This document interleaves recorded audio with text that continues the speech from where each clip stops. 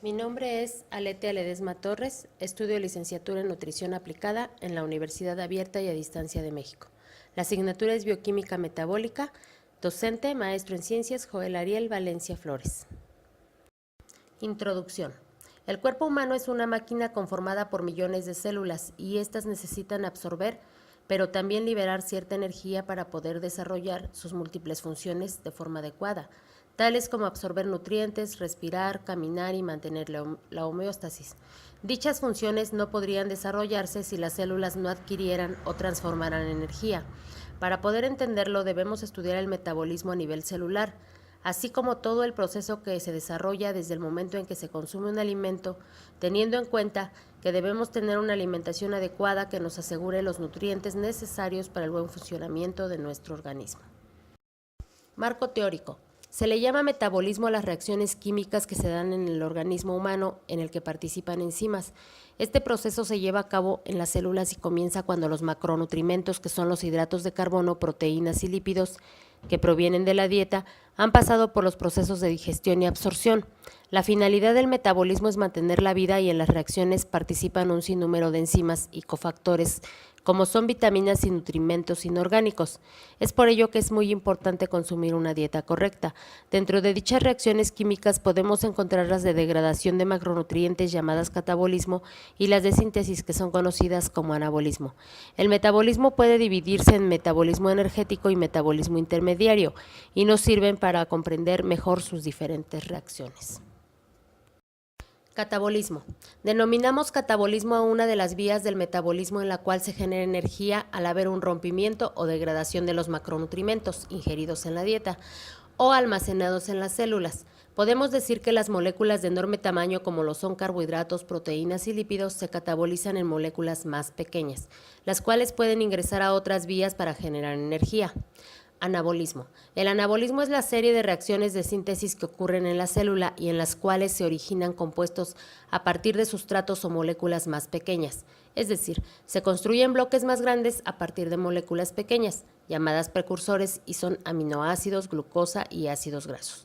Estas pequeñas moléculas precursoras dan lugar a macromoléculas como proteínas, glucógeno y triglicéridos, respectivamente. Alimento seleccionado: plátano. Su composición nutrimental por una pieza mediana es 99 kilocalorías, proteínas 1.3 gramos, lípidos 0.3 gramos. En su composición destaca su riqueza en hidratos de carbono. En el plátano inmaduro el hidrato de carbono mayoritario es el almidón, pero a medida que madura, este almidón se va convirtiendo en azúcares sencillos como sacarosa, glucosa y fructosa. Por ello, el plátano es una fruta suave y bastante digerible, siempre que esté maduro, y esto junto a su riqueza en potasio lo hace recomendable en diversas patologías gastrointestinales, como las úlceras. Sin embargo, el almidón hace al plátano verde difícil de digerir, resultando indigesto y produciendo flatulencias y dispepsias.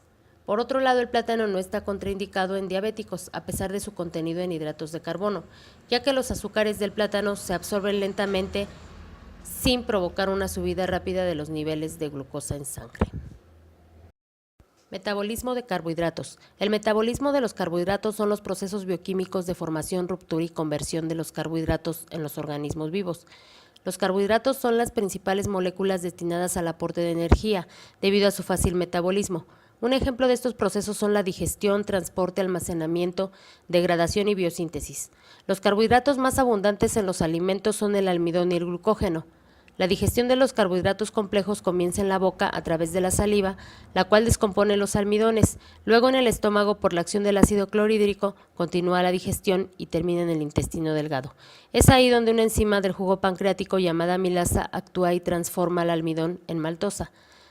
La maltosa vuelve a ser transformada en glucosa. El metabolismo de carbohidratos comienza en la boca por la enzima amilasa salival, en donde se produce el catabolismo del almidón. Pasa por el esófago hacia el estómago, donde se da la degradación de la lactosa y la sacarosa. La lactosa pasa a lactasa y la sacarosa a fructosa. Sigue la digestión intestinal. El quimo pasa al duodeno, en donde es secretada la enzima amilasa pancreática, secretada por el páncreas. La glucosidasa degrada la maltosa y maltriosa, formando glucosa. Los polisacáridos son absorbidos por el intestino delgado, yeyuno e ilión, y son absorbidas por el intestino fructosa, glucosa y galactosa.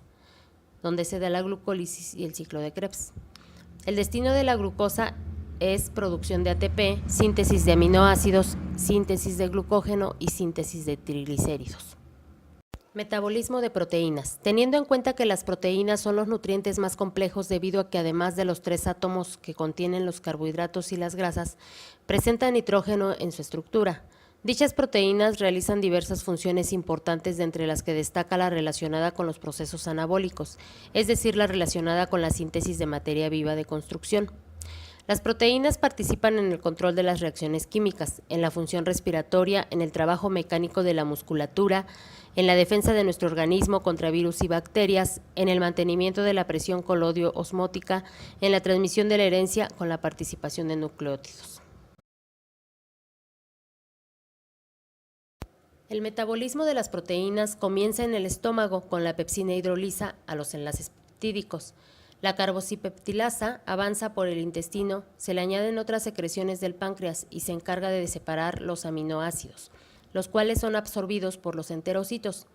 El triptófano liberado es utilizado por los enterocitos, los que al ser degradados forman acetoácidos y amoníacos. Continuando en el ciclo de Krebs, después la degradación de aminoácidos se da por transminación o por desaminación oxidativa. Los aminoácidos pasan a la sangre en forma de azúcares, pasan a la vena porta, de ahí al hígado que almacena nutrientes y los libera al ciclo de la urea. Metabolismo de los lípidos. El tejido adiposo es el reservorio más grande de energía que tiene el organismo. Es una acumulación organizada de células especializadas en almacenar gotas de lípidos en el interior celular. La mayoría de los lípidos provienen de la dieta y se adquieren por el tejido a través de los kilomicrones, pero también se sintetizan ácidos grasos a partir de moléculas no lipídicas por un proceso llamado lipogénesis.